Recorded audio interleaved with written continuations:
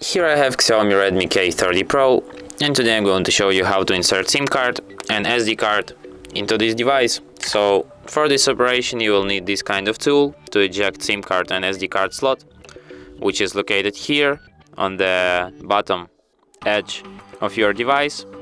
So what you have to do is to just put this magical tool inside the hole on this next to the slot. The slot will come out. Now you can eject it with your bare hands. And here you just have to put SIM card.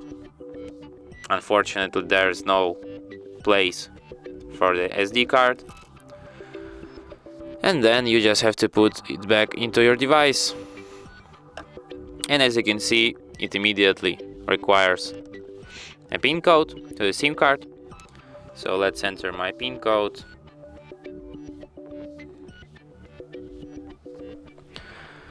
And that's it. Thanks for watching. If you find this tutorial useful, don't forget to hit that like button and subscribe to our channel.